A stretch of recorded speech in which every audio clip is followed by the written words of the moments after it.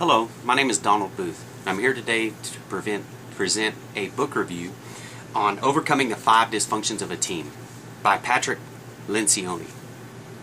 For the University of Texas at Arlington, Nursing 5343, Leadership in Complex Healthcare Systems. A little bit about the author. He is the founder and president of the Table Group, which is a management consultant firm focused on organizational health. He is also the author of 4 business books, to include The 5 Dysfunctions of a Team in 2002, which continues to be highlighted on the New York Times, Business Week, the Wall Street Journal, and USA Today. He authored Death by Meeting in 2004, which also is highlighted by USA Today and Business Week. And he has 2 other books, The 4 Obsessions of an Extraordinary Executive and The 5 Temptations of a CEO.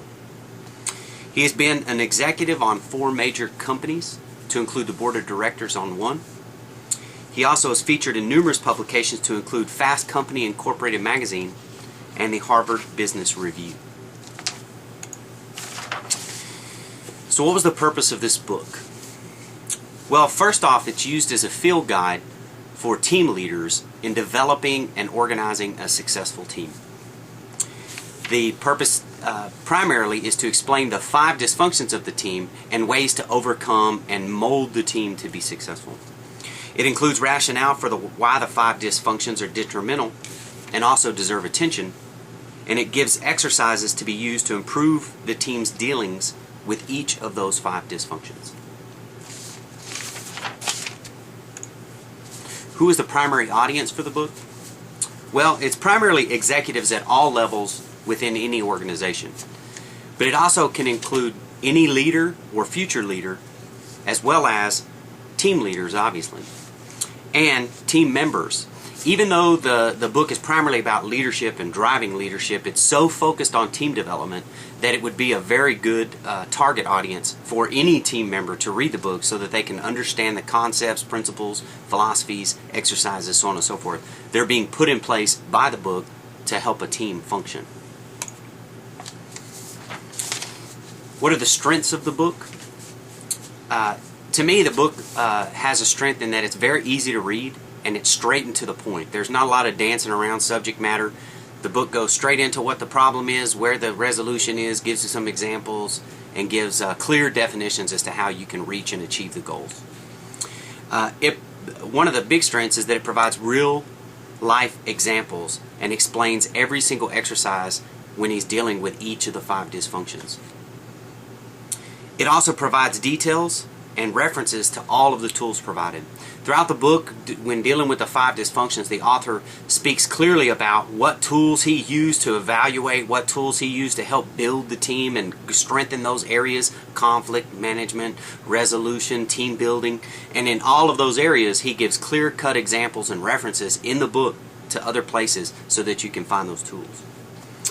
Another strength was that he actually, throughout the book, throws in humor, which kind of keeps the person from being totally bored by reading a book about team management, and kind of adds to the book itself.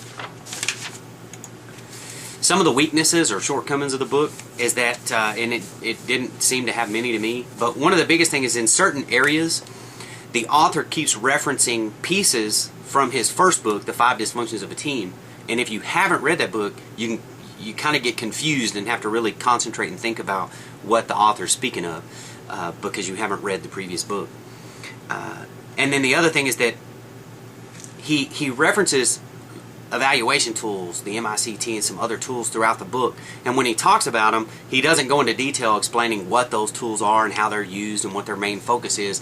He kind of expects you to have knowledge of those tools, which I think, I haven't read the first book, but I think that in the first book, The 5 Dysfunctions of a Team, he explains those in depth. But once again, because you haven't read that book, it makes it kind of difficult to follow. Did he accomplish his goals for the book? I would say that he did. First off, the book is extremely useful as a reference guide for leaders developing a team, because it provides easy reference. If you want to know how to manage conflict, there's a quick way to get to that point within the book, and use it as a reference tool to help your team development and team building. Also, throughout the book, the author keeps speaking of the foundation, trust being the foundation of the 5 dysfunctions. And in that foundation, he continuously goes back and speaks about how you got to spend the most time trying to make sure throughout each of the 5 dysfunctions that you're constantly going back and developing that trust.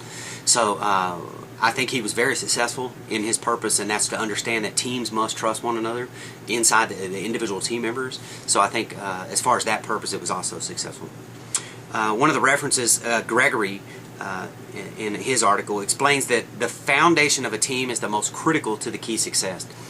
Throughout the entire book, Mr. Leoncioni does a great job of forcing that foundation and making you understand that trust is the key to any team's foundation and their success. My overall opinion of the book would be that it is an extremely useful tool, and I will use this book throughout my career as a leader, especially in teams.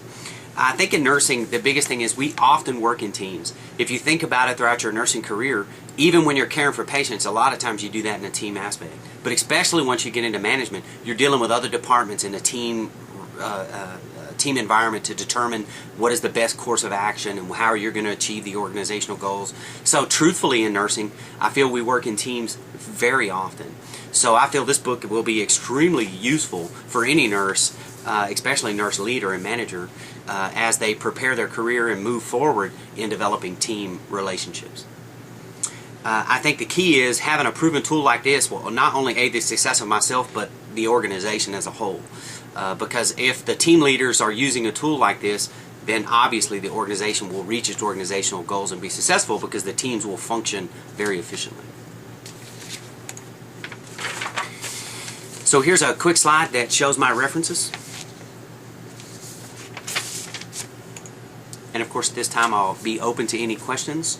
You do have your handouts for the book, so if you have any questions, feel free to ask at this time. And if not, I would like to thank you very much for your time today.